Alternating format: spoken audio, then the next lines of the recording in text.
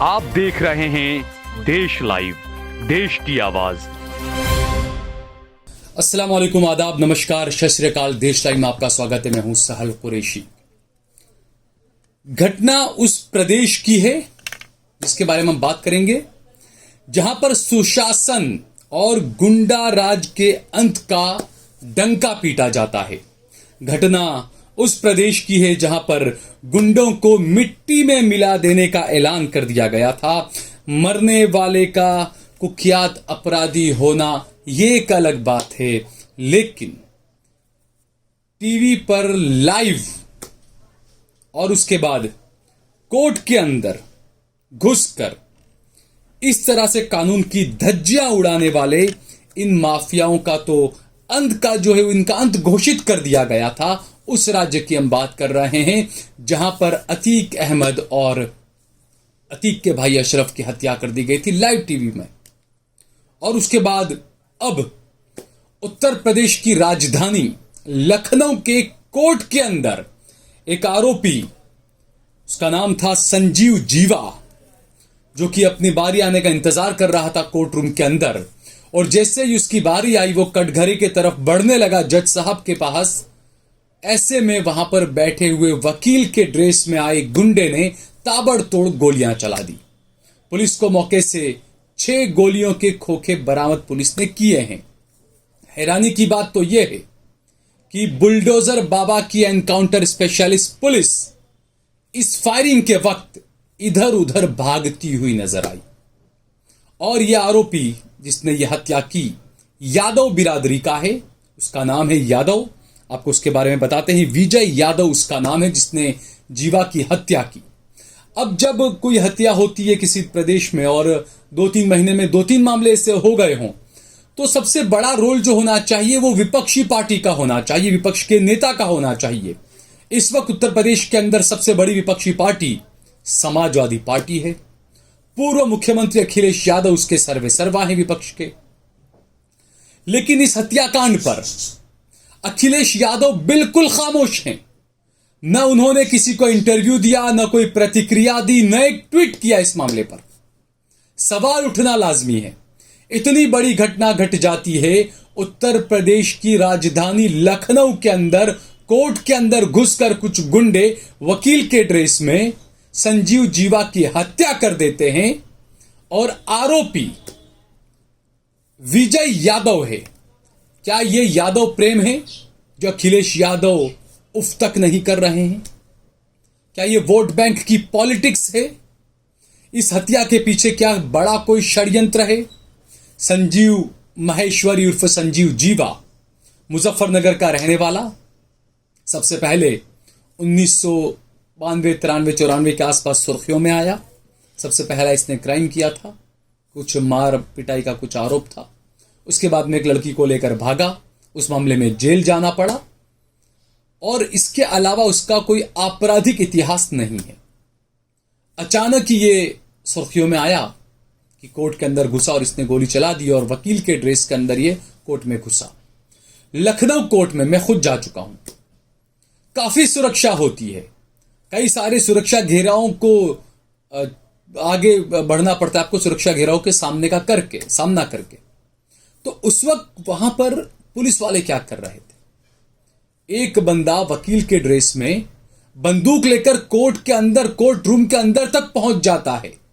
Police क्या कर रही थी?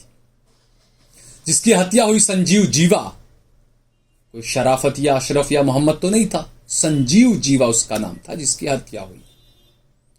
उसकी बहन ने कहा, जब वो मोर्चरी में पहुंची अपने भाई के शव को देखने के लिए, तो उसने कहा कि मेरी भाभी ने सीजीआई को पत्र लिखकर मेरे भाई की हत्या का अंदेशा, शक जाहिर किया था।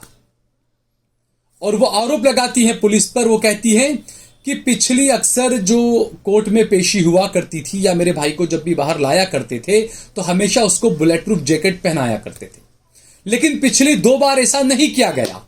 ऐसा क्यों किया गया? इसमें उनको साजिश की बू आ रही है। पुलिस की जांच में यह बात भी निकलकर सामने आ रही है कि जो आरोपी है उसने रेकी की थी, उसने पहले भी कोशिश कर चुका है वो इस हत्या की। और पिछले 2 बार से ही पुलिस को बुलेट प्रूफ जैकेट के बिना लेकर आ रही है। बहन की जो साजिश का शक है बहन को, वो अपनी जगह पर जायज है, होना चाहिए। ठाए ठाए वाली एनकाउंटर स्पेशलिस्ट पुलिस खड़ी रही, वहां पर इधर उधर भागती रही। आरोपी ने ताबड़तोड़ गोलियां बरसाई, हत्या कर दी और आरोपी कोर्ट रूम से बाहर भी भाग गया। उसे पुलिस ने नहीं पकड़ा, उसे लखनऊ कोर्ट के वकीलों ने ही पकड़ा और पुलिस के हवाले किया। यह ठाए ठाए पुलिस है दोस्तों, यह एनकाउंटर स्पेशलिस्ट पुलिस है। अतीक और अशरफ के वक्त भी हमने देखा था किस तरीके से पुलिसिया कार्रवाई रही थी। 3 गुंडे आते हैं, ताबड़तोड़ लाइव टीवी पर गोलियां बरसाते हैं, पुलिस आराम से खड़े खड़े तमाशा देखती है, पुलिस जवाबी कार्रवाई नहीं करती है। लखनऊ कोर्ट के वकीलों ने इस मामले को लेकर गंभीर सवाल उठाए और कहा है कि पुलिस ने जवाबी कार्रवाई भी नहीं की, पुलिस देखती रही और आरोपी अंदर कोर्ट रूम के अंदर आखिरकार बंदूक लेकर पहुंच कैसे गया। और जो बाबा जी ये दावा करते थे कि गुंडों को मिट्टी में मिला दिया जाएगा, यहां तो अंत आ गया है गुंडों का और ये तमाम चीजों का, तो जब अंत घोषित कर दिया था अपने माफियाओं को मिट्टी में मिलाकर, उसके बावजूद भी उत्तर प्रदेश में यह सब क्या हो रहा है, क्यों हो रहा है? क्या इसके पीछे बड़ी कोई साजिश है? जब बताया जा रहा है कि संजीव जीवा का कोई आपराधिक इतिहास नहीं रहा है, वो मुंबई जाकर रहा 1 साल, वो 1 साल मुंबई कहां रहा, किससे मिला, क्या हुआ, ये एक अलग बात है। उसने हत्या क्यों की? जिसने हत्या की वो 1 साल जाकर मुंबई में रहा, जिसका नाम विजय यादव है। अब संजीव की अगर बात करें तो यह कहा जाता है कि मुख्तार अंसारी के 2 खास गुर्गे हुआ करते थे और उनमें से 2 जो गुर्गे थे, 2 शूटर जो उनके खास थे, मुन्ना बजरंगी और संजीव जीवा। बजरंगी को तो पहले ही जेल के अंदर ही मार दिया गया, उसकी हत्या कर दी गई और आज संजीव जीवा की हत्या कर दी गई।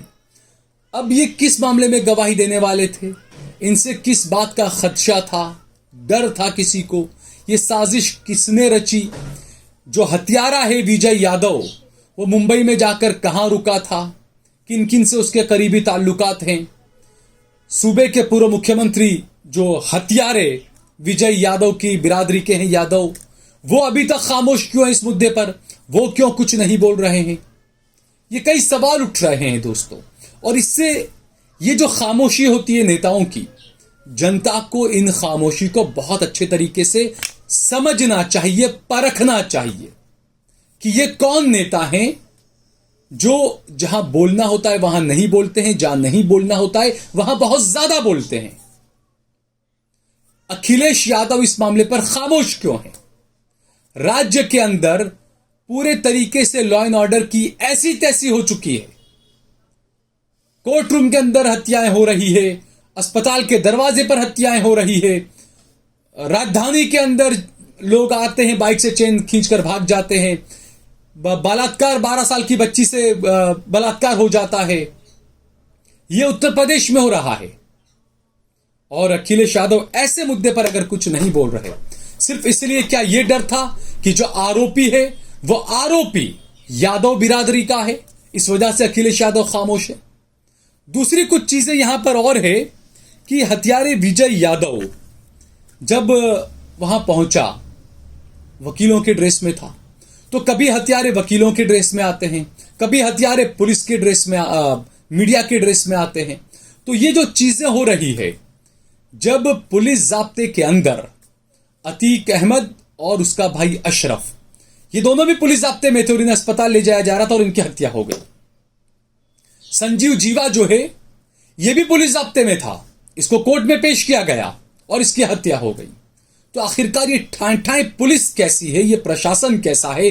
क्या यहां पर ये मुख्यमंत्री की, उनके लॉ एंड ऑर्डर की नाकामी नहीं है? क्या ये वहां के जो गृह मंत्रालय जो संभाल रहे हैं, क्या उनकी नाकामी नहीं है? सवाल उठाना लाजमी है, आपको सवाल उठाना पड़ेगा। अगर आप सवाल नहीं उठाते हैं तो मैं हमेशा कहता हूं कि अगला नंबर आपका होगा। जो लोग अतीक अहमद की और उसके भाई अशरफ की हत्या पर खुश हो रहे थे, जो वकील अदालतों के अंदर जय श्री राम के नारे लगा रहे थे, आज उन्हीं वकीलों के ड्रेस में आकर किसी गुंडे ने हत्या कर दी एक हिंदू भाई की। उसका नाम अतीक था, इसलिए मीडिया का रवैया अलग था, वकीलों का रवैया अलग था, यह आरोप लगे।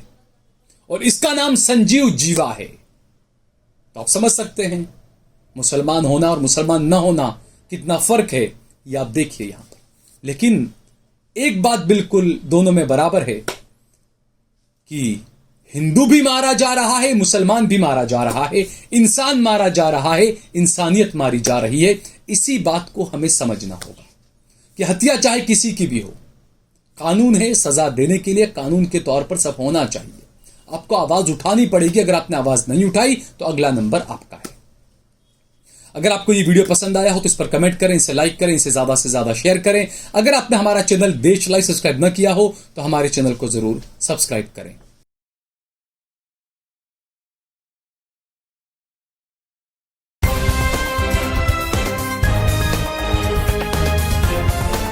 देश और दुनिया की तमाम छोटी और बड़ी खबरों के लिए हमारे चैनल को सब्सक्राइब करना न भूलें और बेल का बटन जरूर दबाएं।